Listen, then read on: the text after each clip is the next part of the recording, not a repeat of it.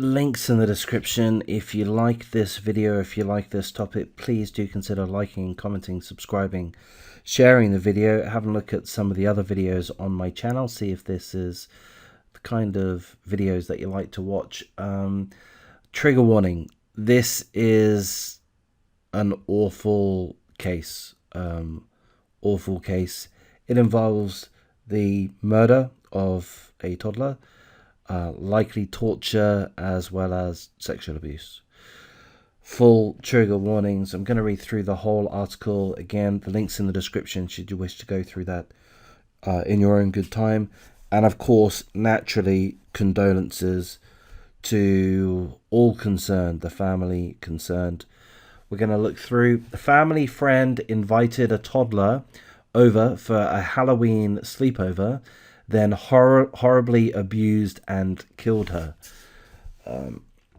Brandi Adeleke has been sentenced to 30 years prison for the November 2020 murder of Meka Ducheneaux. This is Meka Ducheneaux, and I do have a picture of the guilty murderer, Brandi. So that's who she is. A North Dakota woman has been sentenced to 30 years in prison for brutally murdering a family friend's toddler left in her care. On Monday, a Cass County District Court judge sentenced Brandi Adeleke, 38 years of age, to prison after she had earlier pleaded guilty to murder and child abuse. She will be eligible for parole after serving 25 years. Here's a quote. I don't understand how you can take the life of an innocent child and what she could have done so badly that made you hurt her. And that's a quote from the little girl's aunt, Amanda Carrillo. And Amanda Carrillo was the guardian of the little girl, Meka. The quote goes on, I feel pain every time I walk through my door because there's something missing. I feel pain every time I hear my kids laugh because there's a little laughter missing. On November the 20th, 2020, Adeleke brought a lifeless Meka into a Fargo hospital, claiming she had left the girl in the bathtub and came back to find her unresponsive. However, it soon became clear that that was not the case. On a GoFundMe page, Carrillo, who was the girl's primary caregiver, wrote that while in the family friend's care, Meka had been horribly abused, burned with chemicals, given alcohol, battered, and raped. She was put on life support and died 4 days later when the family decided to take her off. At the time of Meka's death, her family revealed that Adeleke, who often watched Carrillo's children, including Meka, had invited her over for a Halloween sleepover. However, at the end of the weekend, when Carrillo, the primary caregiver, tried to pick up the girl, Adeleke allegedly claimed people in the home had been infected with COVID-19, and she had to keep the girl so they could quarantine together.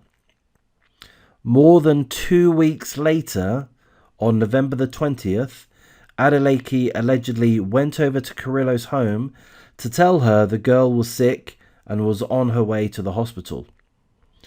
Carrillo, the primary caregiver, wrote that she arrived at the hospital, she saw CPS workers and police with brown paper evidence bags. A police statement obtained by the People magazine states that Fargo officers were called to a home for an unconscious and unresponsive girl. It became clear that Meka wasn't just sick. As more details came out, it got even uglier. I don't know how human beings could be so cruel and heartless. So that's the full article there. Again, links in the description should you want to look into that further. Brandi Adeleke, guilty of murder, handed a 30-year sentence for murdering 15-month-old Meka Ducheneaux. What a disgusting excuse for a human being. I'm absolutely convinced hell has a special place for Brandi Adeleke, and hopefully heaven has a special place for Meka Ducheneaux. I'm going to say one thing, maybe it's inappropriate to say, but it does boggle my mind that the primary caregiver, Amanda Carrillo, and, maybe this is wrong of me to point the finger at the primary caregiver, but maybe it isn't. It does boggle my mind that, if I'm understanding this correctly, the 15-month-old girl was left in the care of this sick neighbor for more than 2 weeks. I mean, that's just crazy. Who does that? I don't understand. That, to me, honestly, seems like a serious failing on the part of the primary caregiver. I don't know all the ins and outs. I really don't know all the ins and outs, and I guess apologies if that is inappropriate, but that's what's going through my mind. Why would a primary caregiver leave their child, I mean, I guess regardless of the age, with a neighbour, a family friend, for 2 weeks? It doesn't seem right to me, especially when it's on the basis of a bogus, a bogus COVID-19 quarantine. I mean, that just seems like a serious failing, and I don't know if this article mentions anything about that. But I guess hopefully the CPS and hopefully the police have investigated that side of things. Either way, I guess the main takeaways are that this lovely little girl has been murdered, has been tortured in the worst possible way by this evil demon.